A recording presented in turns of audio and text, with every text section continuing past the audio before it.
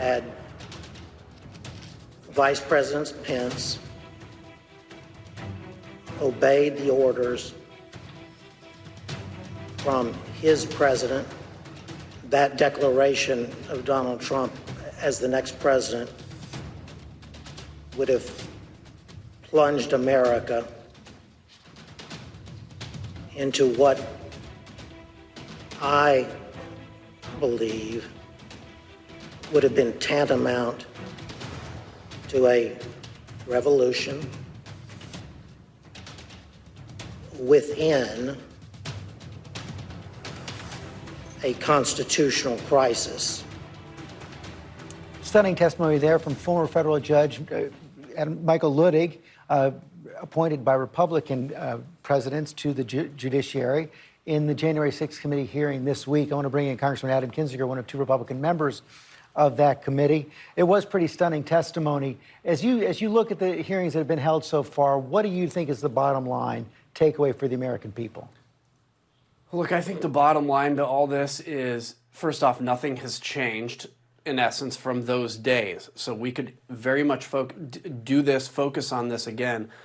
But I think, the thing I think that people need to stand out from these hearings is how much the president was involved in the lead up to January 6th, how we got to a position where so many people charged the Capitol because honestly, they believed that the election was stolen. And I think, in an American democracy, how we've been raised to believe, how we were formed, if you truly believe that deep state owned the election and the democracy was stolen and the election was stolen, that's the most logical outcome. And that's what I want people to see is, look, the president knew what he was doing. There was a plan, but nothing's changed.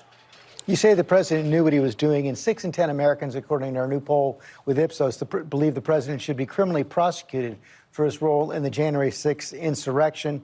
But as you know, there are difficulties in prosecution as well. Proving state of mind, proving intent is the key factor there. How do you do that?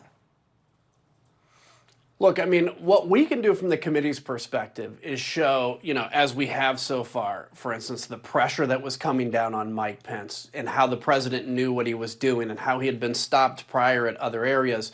We're going to be talking Thursday about some of the stuff with the DOJ. We're going to have a discussion Tuesday about state pressure. And so you can see where the president knew all of that stuff. We can, I think, show the American people that. Now, what can the Department of Justice do in a court of law?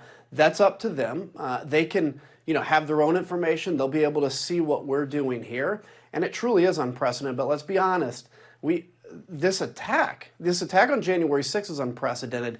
And the rot that led up to it is also unprecedented. It is essential at this moment that we get a grip on this and figure out how to defend our democracy.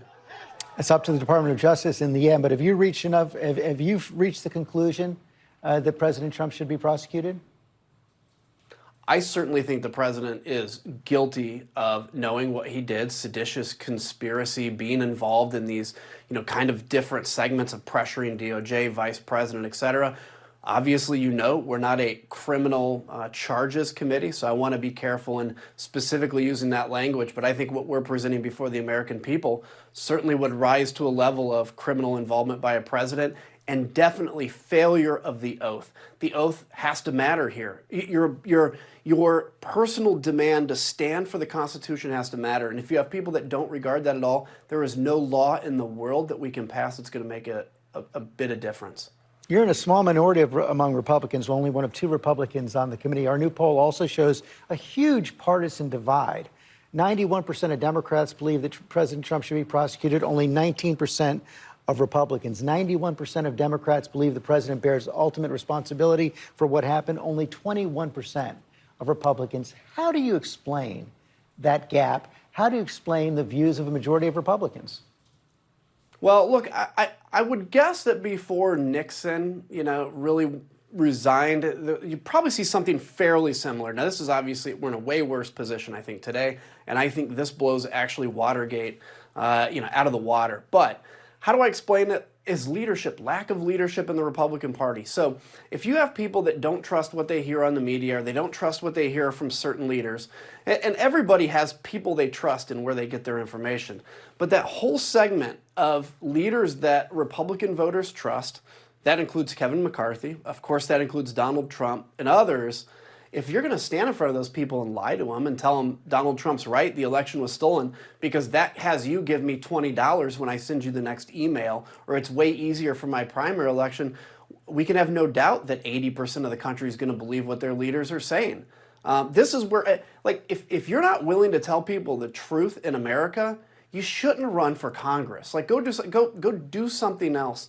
But this should be a position where you can tell the hard truth. And unfortunately, my party has utterly failed the American people at truth. It makes me sad, but it's a fact. Makes you sad. Has also put you under some threat. Your staff shared some communications you and your family have received. We can't put it up on the screen. It's too ugly for that, too dangerous for that. How worried are you about your personal safety? Look, I'm not worried personally. This threat that came in, it was mailed to my house. We got it a couple days ago, and it threatens to execute me as well as my wife and 5-month-old child. I've never seen or had anything like that. It was sent from the local area. I don't worry, but now that I have a wife and kids, of course, it's a little different. There are people that, there is violence in the future, I'm going to tell you. And until we get a grip on telling people the truth, we can't expect any differently.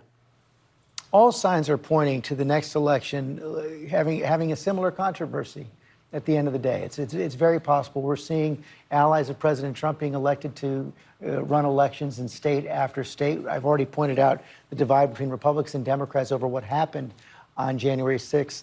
How worried are you about 2024? Very worried.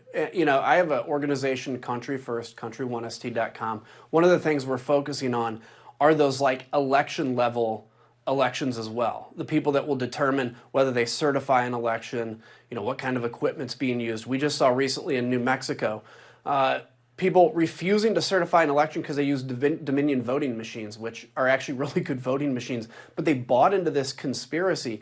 And this is the untold thing. We focus so much on what goes on in DC and Congress and the Senate, but when you have these election judges that are going to people that don't believe basically in democracy, authoritarians, 2024 is going to be a mess. And wake up, America. Wake up, Republicans, because this is not going to be good for you if you think it is.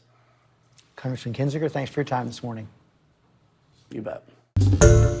Hi, everyone. George Stephanopoulos here. Thanks for checking out the ABC News YouTube channel. If you'd like to get more videos, show highlights, and watch live event coverage, click on the right over here to subscribe to our channel. And don't forget to download the ABC News app for breaking news alerts. Thanks for watching.